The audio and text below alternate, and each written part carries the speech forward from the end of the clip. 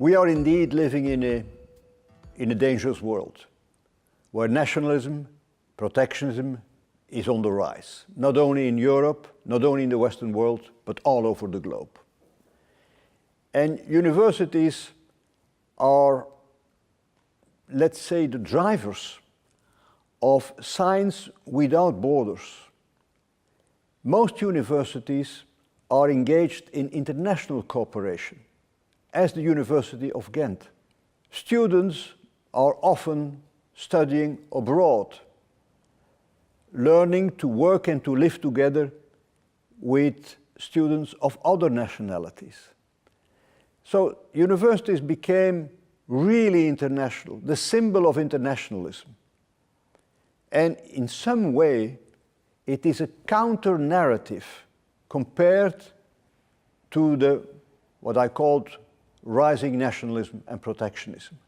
So they have a role of example. Universities have really a role to play because they show the way ahead, the way the world should follow. We shouldn't fall back into the errors and the mistakes of the past. The future belongs to an open world, and universities are open to the rest of the world.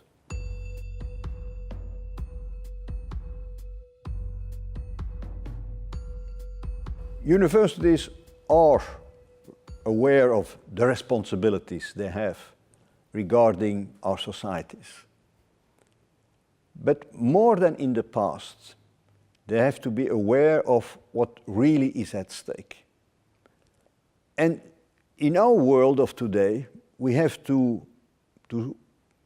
be engaged even more than in the past. And universities, as a key driver of progress, as a key driver of history, has to be aware of this responsibility in the times in we are living now. And my appeal is that universities, even more than in the past, take up that kind of responsibility regarding also their students and regarding society. It's not enough anymore to be excellent in science. We have to be excellent in many domains. And we have to be engaged not only in our economies, but also in our societies.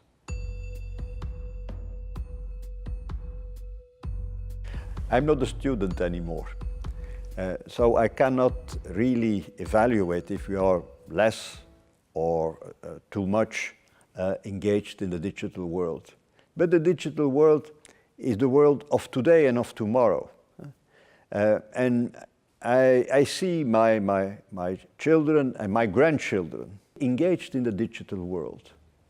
But what we have to give them is not only access to the knowledge stored all over the world and at the disposal of so many people. We have to give them also a framework, a reference, so that they can put this information in a global thinking. So we need information, and that the digital can provide us.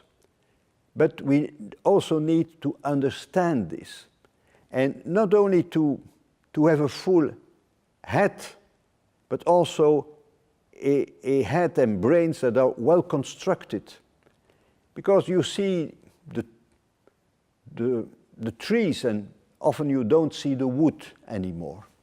So that there is a huge task of formation, of learning to understand all the information you can get out of the digital world. This is a task not only for universities, it's also a task for primary and secondary schools. So there's a huge opportunity. I welcome it on one condition, that we create a framework so that people don't get lost in this wood of information.